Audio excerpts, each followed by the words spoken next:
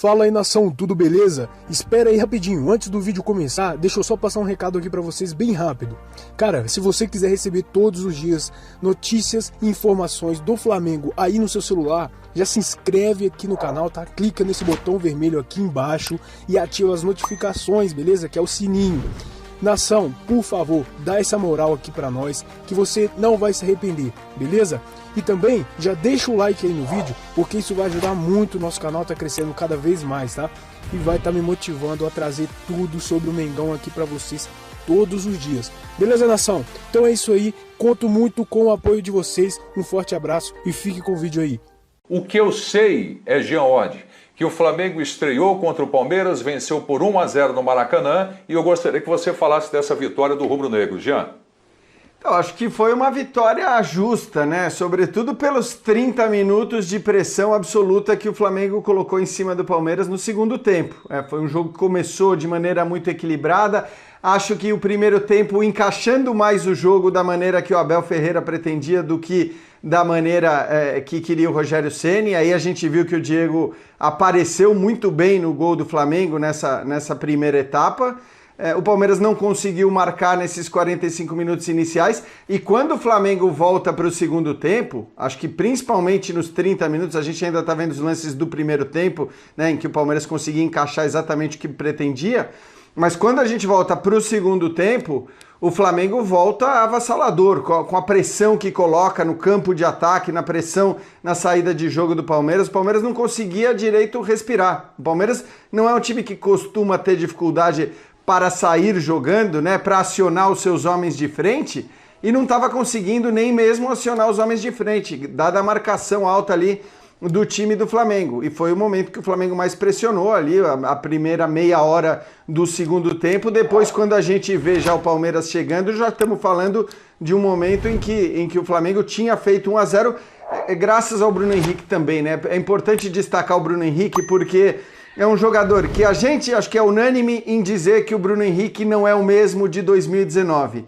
Mas é impressionante como, mesmo não sendo o mesmo Bruno Henrique de 2019, ele é essencial para esse time do Flamengo. Porque ele é um jogador com características diferentes, né? Ele é um jogador capaz de fazer essa jogada em que ele se livra de 3 adversários e cruza a bola para o Pedro só empurrar para dentro das redes. Então, a gente falou isso inclusive no meio de semana, no jogo da Libertadores, né? Como naquela maneira em que o Vélez jogava, deixando uma linha lá atrás e subindo o resto do time para marcar em cima o Flamengo, ele teria espaço para arrancar. Então, é um jogador muito importante. Ainda que não viva a sua melhor fase, eu acho que as características do Bruno Henrique o tornam hoje essencial nessa escalação do Flamengo. Então, se algum dia alguém quiser voltar a discutir Pedro e Gabigol juntos, para mim, jamais vai ser com a saída do Bruno Henrique do time.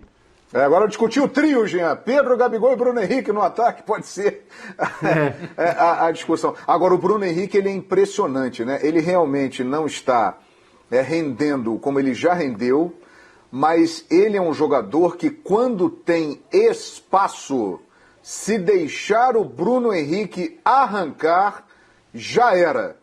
E foi o que aconteceu. O Gabriel Menino, ele vinha fazendo uma partida muito boa.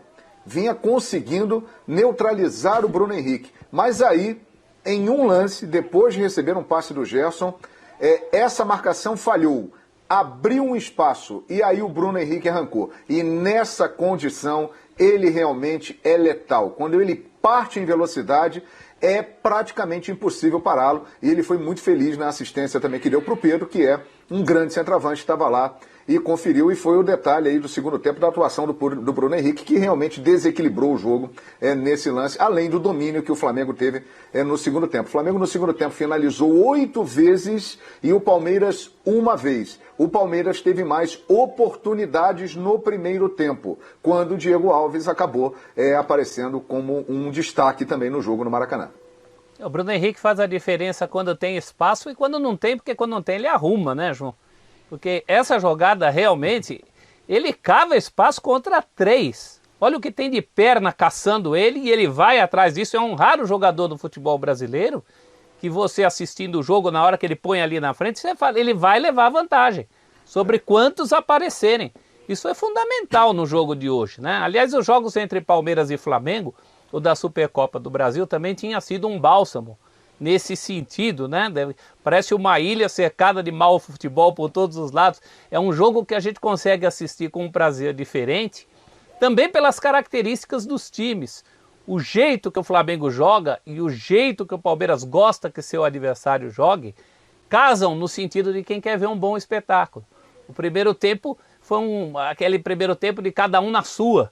O Flamengo tentando mais o jogo e o Palmeiras tentando ser letal ao seu estilo e quase consegue isso.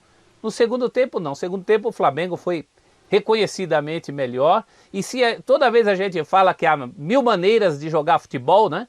Que há de se respeitar uma maneira também mais reativa, por outro lado, é muito legal quando é premiado o time que tenta mais o jogo. E isso foi o que aconteceu com o Flamengo hoje. Nós temos aqui, olha, Calçade, para você, tempos de donos diferentes, chutes de Flamengo e Palmeiras na partida no primeiro tempo. O dobro de chutes do Palmeiras contra o Flamengo e praticamente o inverso no segundo tempo, 11-6 de finalizações da equipe carioca, Calçade.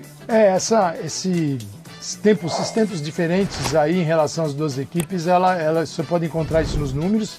O número apenas justifica aquilo que o campo mostrou e é legal. Foi um segundo tempo bem superior do Flamengo, um primeiro tempo com alguns incômodos ali que o Rogério conseguiu mudar.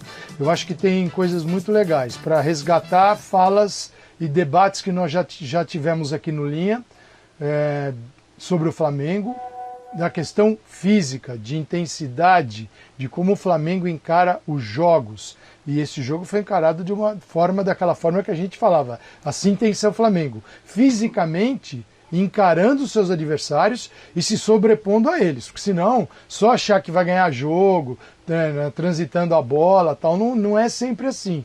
E o Flamengo teve que trabalhar muito. Isso acho que no segundo tempo ficou bem claro. Porque o Palmeiras naturalmente já vem com esse jogo. Um jogo que sabe esperar, um jogo que sabe recuperar a bola para ganhar o jogo justamente como tomou o gol do Flamengo. Né, como tomou o gol, no espaço, na profundidade. E aí vem o Bruno Henrique, né, que na escalação de quarta-feira não tinha Bruno Henrique nem Vitinho contra o Vélez, e aí é uma equipe que fica presa. Você imagina se tivesse naquele momento o Arrascaeta, né, daquele lado do Bruno, como na quarta-feira, ele não chegaria no fundo como chegou, porque o Bruno tem essa característica, eu não posso exigir o jogo de um no outro. E o Bruno, com esse espaço, aquele jogador de tapas mais longos na bola, então ele alcança uma velocidade e ele tira a distância do adversário.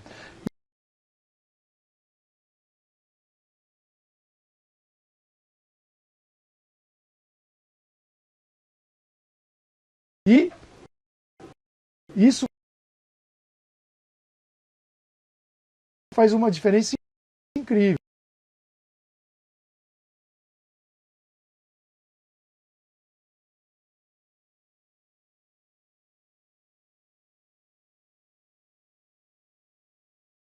Quando o time está todo ele instalado no campo ofensivo, sem esses espaços, já é mais difícil para o Bruno. Aí a gente vê o Bruno numas diagonais entrando na área para receber a bola, porque ele gosta de chegar e ele chega em velocidade. Acostumar com o Brasileirão assim, que é de área. Esse aqui é esse jogo aí. Esse é o primeiro ponto. Pode ser muito bom o campeonato, mas a gente falou dos mais bem estruturados, cada um na sua proposta. Mas para ganhar o Brasileirão não vai ser só esse confronto Palmeiras e Flamengo. É como Palmeiras e Flamengo vão conseguir levar as outras 36 rodadas, por quê? Em duas é mano a mano, tá? Então são 36 ali adversários para cada um, além desses confrontos diretos. E aí o Palmeiras tem no banco uma capacidade de alterar a equipe que pode fazer a diferença. Pode fazer, porque o Flamengo no seu 11, quando tem essa intensidade de jogo, é muito bom, é muito bom. Mas a intensidade, se variar, dá ao Palmeiras a oportunidade de ganhar o campeonato nas outras partidas. Mas tem muita gente que vai brigar. Tem o Galo, que perdeu logo de cara, tem o Grêmio, que também perdeu. Vamos em frente.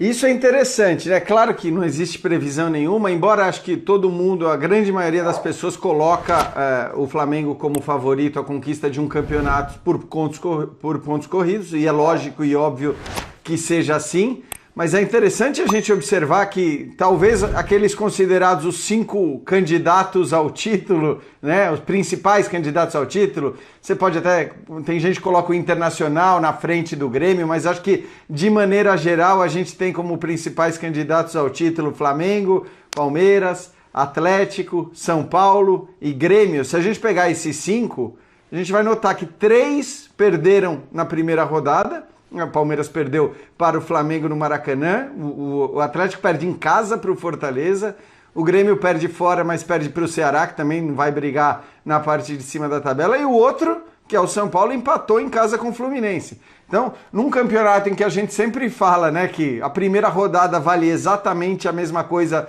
que a 38ª rodada, eu acho que não podia ter começado melhor para o Flamengo, com uma vitória num confronto direto e com tropeços dos seus principais concorrentes nas outras partidas. Ô Jean, se você alargar esse raciocínio por os 12 grandes, pode botar até os que estão na Série B. Só o Flamengo ganhou nessa rodada. O Inter está ganhando do Sport agora.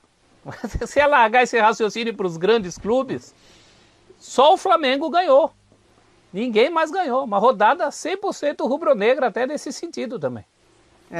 Essa coisa que o Calçade falou, acho que ela é importante sobre a homogeneidade do grupo, e aí eu concordo com ele que talvez o Palmeiras tenha mais, é o que eu sempre digo, tem mais homogeneidade porque também você não tem caras tão decisivos e tão espetaculares no seu 11 principal. E na hora que você perde os seus principais ali, você consegue repor bem porque você tem um banco muito forte, um banco de bom nível.